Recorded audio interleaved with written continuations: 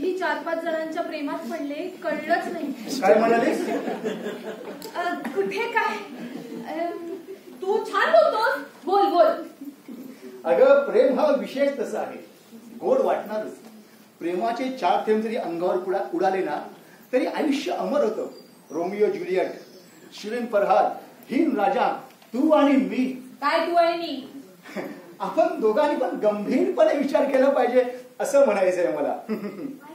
प्रेमामध्ये 2 जीव जवळ येतात, मग अधिकच जवळ येतात, मग खूप जवळ येतात, कधी कधी तर इतके जवळ येतात की लग्न करावंच लागतं. पण मी काय म्हणते, प्रेम केलं तर लग्न केलंच पाहिजे असा नियम आहे का रे? खरं म्हणजे काय, प्रेम केलं तर लग्न करायलाच हवं, त्यासाठीच तर प्रेम करतात ना. म्हणजे मग आता राजू, बंटी, रॉकी या सगळ्यांचं काय झालं असेल? कुणाचं काय झालं असेल? कुठे काय, तरी मी म्हणते लग्न न केलेलंच बरं. अगं पण का? का काय, महागाई केवढी वाढली आहे. आता या महागाईचं काय नवीन टोमणं काढलंस? अरे ह्या अशा महागाईत बघ लग्न करणं सोपं नसतं. बघ आता हॉलचा खर्च, जेवणावळी, दागदागिने, हुंडा हे सगळं करता करता मुलीच्या बापाचा जीव अगदी मेटाकुटीला येतो. त्यासाठी एक सोपा उपाय आहे. कोणता? सरळ पळून जाऊन लग्न करायचं. हुशार आहेस, खूपच हुशार आहेस. अरे जे प्रेम करतात ना ते पळून जाऊन लग्न करतात. आपलं लग्न तर घरचे ठरवणार आहेत ना, मग आपण कसं पळून जाऊन लग्न करणार? हो हो हो, तेही खरंच. पण मी काय म्हणतो, मग आपण पण करूया आता प्रेम. म्हणजे तू माझ्यावर प्रेम करणार आणि मी तुझ्यावर, असंच ना? हो. तुझं ठीक आहे रे. तुला काय माझ्यासारखी सुंदर मुलगी मिळेल प्रेम करायला, पण माझं काय, मी तुझ्यासारख्या माकड तोंड्याबरोबर प्रेम करायचंय. माकड तोंड्या? हे बघ, तुझ्या घरच्यांनी मला पसंत केलं ना तर तुला माझ्यासारख्या माकड तोंड्याचीच लग्न करावं लागेल. तेव्हा काय करशील ते बघू पुढचा पुढे. पण तरी सुद्धा मला असं वाटतं हे लव्ह मॅरेज, पळून जाऊन लग्न वगैरे मला काही पटत नाही. अगं पण का पटत नाही? का काय, लव्ह मॅरेज मधलं प्रेम हे क्षणभंगूर असतं. नव्याची नवलाई संपली की एकमेकांशी कचा कचा कचा कचा कचा कचा कचा कचा कधी भांडायला सुरू होतात कळतच नाही. कशी वचा वचा वचा वचा वचा वचा वचा वचा बोलते. पण प्रेम केल्यावरती पळून जाऊन लग्न करायला काय हरकत आहे? अरे तरी सुद्धा मी म्हणते आपली संस्कृती, संस्कार, घराण्याची इज्जत वगैरे काही आहे की नाही? अगं या सगळ्या गोष्टी जुन्या झाल्या, त्याचं काय कौतुक सांगतेस? हे मान्य आहे जुन्या झाल्या, पण म्हणून काय सोडून देता येत नाही ना.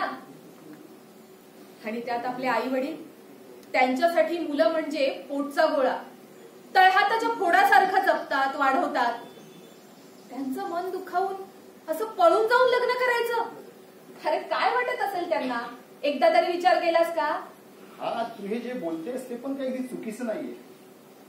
पण समजा आपण एखाद्याच्या प्रेमामध्ये अखंड बुडालो तर काय करायचं? मुळात प्रेमच करायचं नाही, आणि तरी सुद्धा कुठे जुळत असेल तर असं घ्यायचं आणि खाडकन मोडून टाकायचं. कळलं? हो कळलं. आणि तरीही जर लग्न करायचं असेल तर सरळ मुलीच्या बापाला जाऊन भेटायचं आणि मागणी घालायची. पण ते करण्यासाठी हिम्मत लागते, आणि ती नसली ना की हे असं बागेत वगैरे भेटायला बोलवतात. तुला काय वाटतं माझ्यामध्ये हिम्मत नाही? हा, पण हे मुलीचे बाप असतात ना, खूप डॅम्बिस असतात. इतके प्रश्न विचारतात. नोकरी सरकारी आहे का? पगार किती आहे? घर कुणाच्या नावावरती आहे? 4 चाकी गाडी आहे का? हे कमी म्हणून वर विचारतात. दारू पिता का? आता दारू पिता का हा सगळा विचारायचा प्रश्न आहे. माझे बाबा नाही हा असे, ते फारच स्वाभिमानी आहे. ते जावयाच्या घरी राहणं तर सोड, साधा एक थेंब सुद्धा घेणार नाही. आणि म्हणूनच मुद्दा काय तर लग्न करायचं असेल तर सरळ मुलीच्या बापाला जाऊन भेटायचं आणि मागणी घालायची. जमेल? जमेल म्हणजे काय, त्यात तर आपली PhD आहे, मागची कित्येक वर्ष तेच करतोय. बघू मग.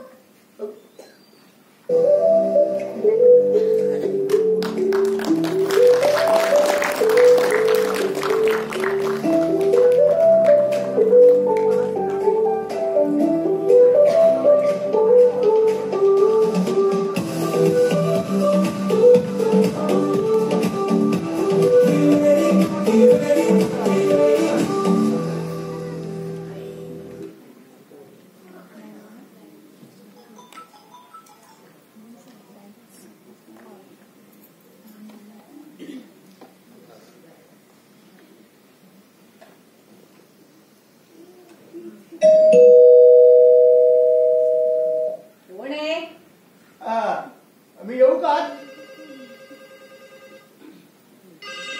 या, दार उघडच आहे.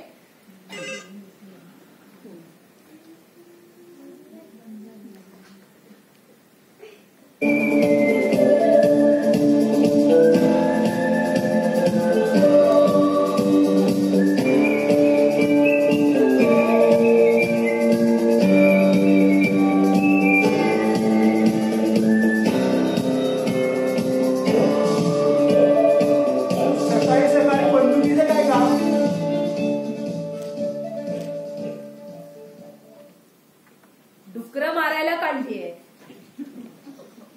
आजकाल आमच्या घरी दिवसातून 1-2 तरी डुकरं येतात ना.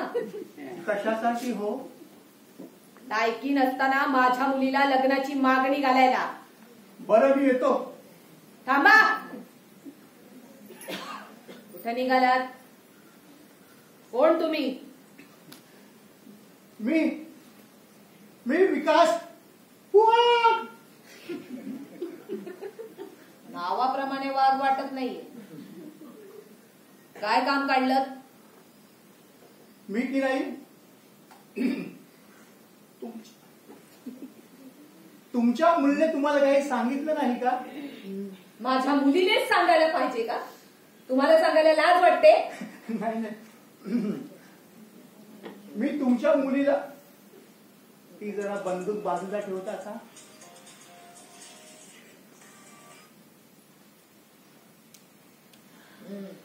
बोला. मी तुमच्या मुलीला लग्नाची मागणी घालायला आलो आहे. अच्छा, असं. बघू.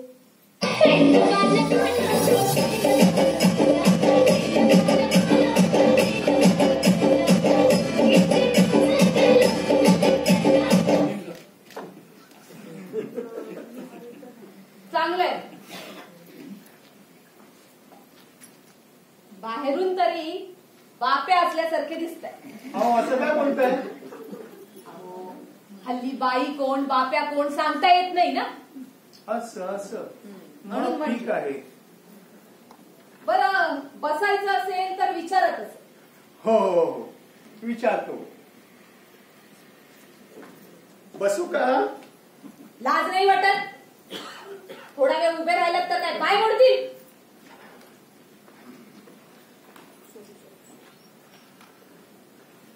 बरं, घेता का घोटभर? नाही हो, माझ्या पोटाकडे बघून तुम्हाला अंदाज आलाच असेल की मी अजिबात घेत नाही. मला माहित आहे ही काही ऑफर नाही, जावयाच्या संस्काराची चौकशी आहे. पण आम्ही मुलं पण काही कमी नाही. खरंच घेत नाही? हो, अजिबात घेत नाही. मग काय माझ्या मुलीशी लग्न झाल्यानंतर घ्यायला सुरुवात करणार आहात का? देवा शपथ घेणार नाही. घ्या हो घोटभर. हो, नको. घ्या घ्या. नको.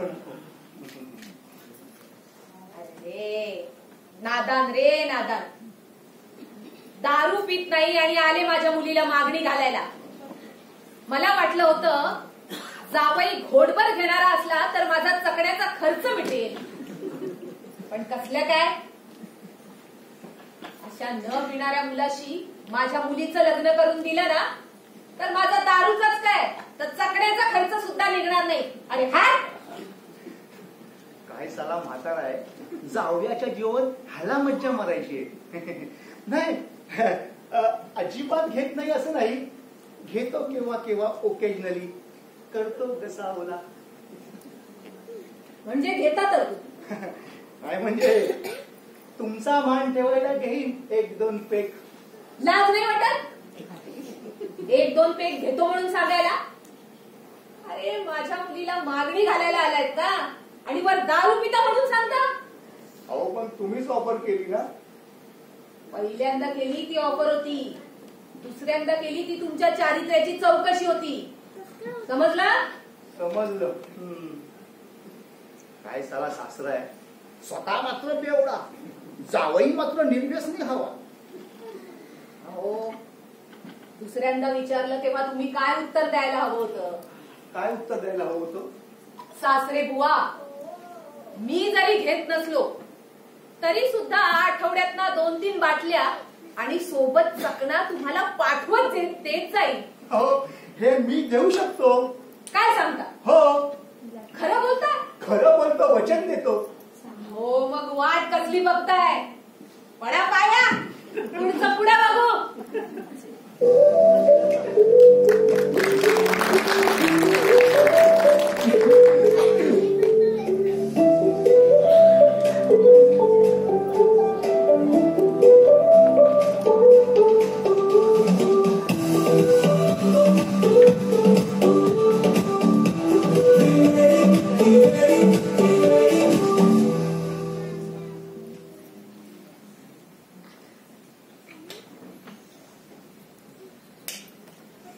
काय झालं एवढं चिडायला?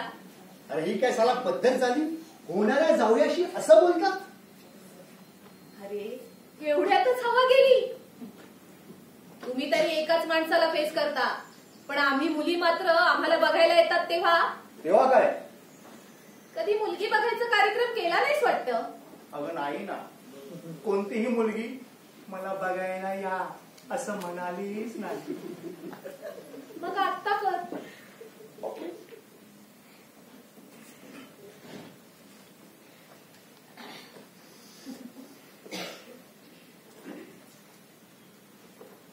अरे हगात या या या विचारा. माझ्या मुलीला काही प्रश्न विचारायचे असतील तर विचारू शकता. हो हो, विचारतो विचारतो. तुझं नाव काय मुली? हो काय तुम्ही? अहो तुम्ही नवरा मुलगा ना, मग तुम्हीच काय मुलीला मुली बोलताय? बर, तुझं नाव काय ग?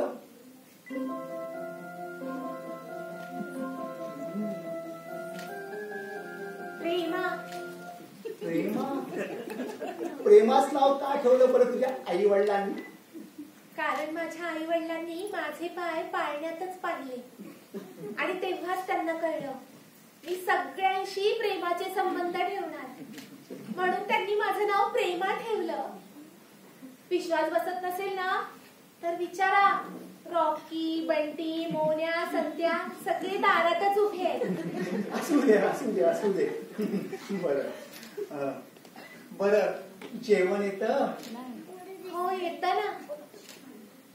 कितीही माणसांचं असू दे, अर्ध्या तासात येतं. अर्ध्या तासात? ऑनलाईन ऑर्डर करायचं, अर्ध्या तासात येतं. बरं बरं बरं, काही मुलं बाळ सांभाळता येतात का? मुलं झालीच नाही का, मग ती सांभाळता कशी येणार? तुमची मुलगी बोलण्यामध्ये बरीच हुशार आहे. हो, लहानपणापासूनच. अजून विचारा, काही विचारायचं असेल तर कळेल तिची हुशारी. विचारतो विचारतो. काही कलेची आवड वगैरे, म्हणजे गाणं वाजवणं? गाणं नाही येत, वाजवता येतं. अरे वा, काय वाजवते? कोणी उलट उत्तर दिलं ना खडखड वाजवते. पुढे अर्धा तास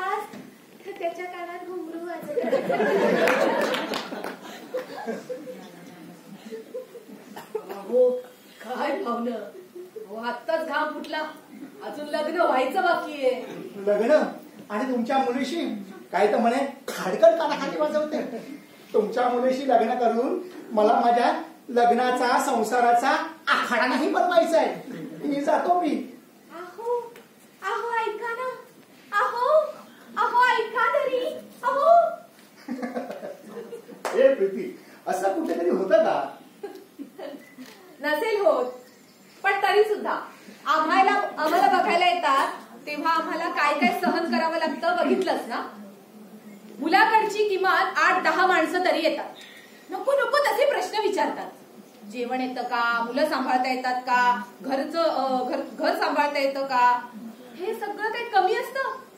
तर पोहे गारच होते, चहा पांचट होता, खोबरे खवट होत, हे असे सगळे टोमणे सुद्धा मारतात. आम्ही मुली काय दुकानात ठेवायच्या वस्तू आहोत ज्या आम्हाला बघायला येतात? खरे एकदा तरी आमच्या मनाचा विचार केला की नाही? ह्या सगळ्या गोष्टीला माझा विरोध आहे आणि म्हणून मी आतापर्यंत लग्नाला नकार देत आली आहे. कळलं कळलं, तुझं म्हणणं मला कळलं. मुलगी बघण्याचा कार्यक्रम रद्द. हवं तर तू तुझी 8-10 माणसं घेऊन मुलाला बघायला ये. कांदे पोहे मी करेन, मग तर झालं. आता कसं? बागेत गर्दी वाढायला लागलीये ना? वाढणारच. काळोख झाला ना. हे मी काय म्हणते, बोल ना. ते तिकडे कंपाऊंड जवळ जे झाड आहे तिथे बसूयात का आपण? त्या झाडाखाली? हा. नको. त्या झाडावर कबुतराची बरीच जोडपी राहतात. खूप चावट आहेत साली. सावट आणि कबूतर? सांगतो कठीण आहे बुवा. अगं म्हणजे प्रेयसी सोबत त्या झाडाखाली बसलं ना तर वरची कबूतर शिटून शिटून शिटून सगळ्या रंगाचा बेरंग करून टाकतात. पण मी काय म्हणतो, ते कबुतराचं जाऊ दे. बागेत बसलेले, प्रेमात बुडलेले, गुलू गुलू बोलणारे प्रेमवीर बघ. प्रेमात बुडालेले प्रेमवीर ना. पण मुळात ते एकमेकांवर इतकं प्रेम करतात कसं? कारण काय? काय कारण? कारण ते 24 तास एकमेकांसोबत नसतात. त्यामुळे ते एकमेकांना भेटायला, एकमेकांशी बोलायला प्रचंड आतुर असतात. त्यांना दुसरी काही कामं असतात का? तर नाही. काही जबाबदाऱ्या असतात का? तर नाही. तू जे काय बोलतेस हे मला कळतंय, पण सगळं डोक्यावरना पाऊसर जात आहे. अरे आता बघ, यांना असे काय खर्च असतात?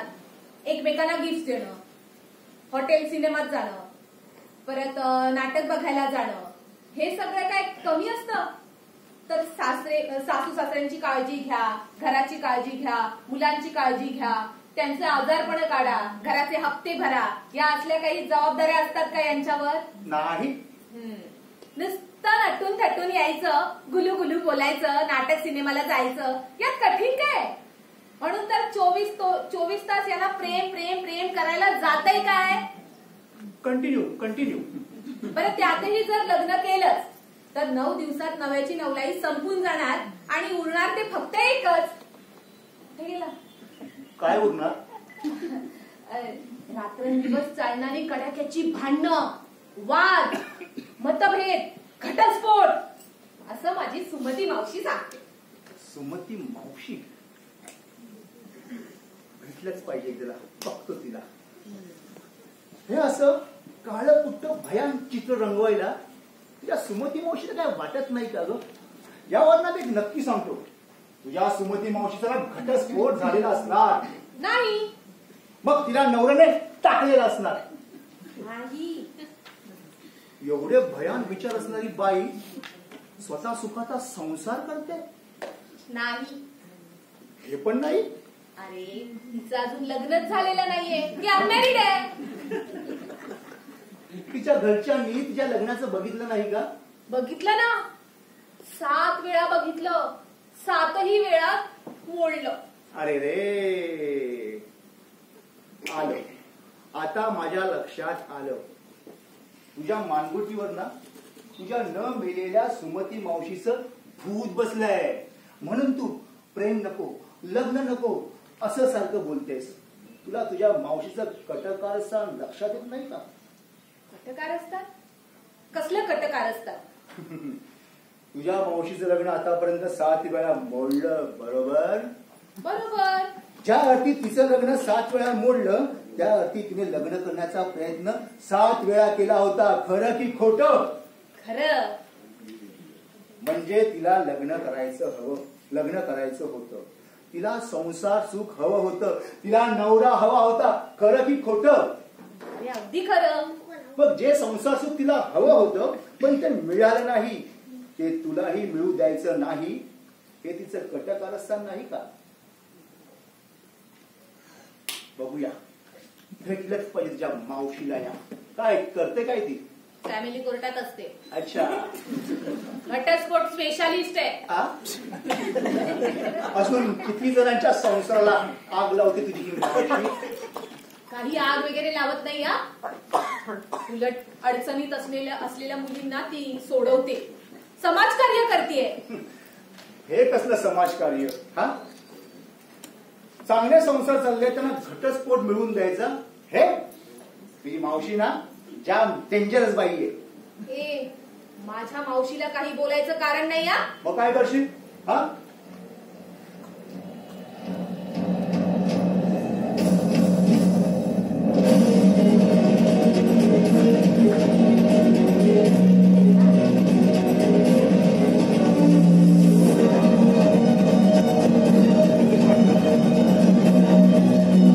मध्यंतरानंतर आपण एक 10-15 मिनिटात दुसऱ्या अंकाला सुरुवात करू. 15 मिनिटां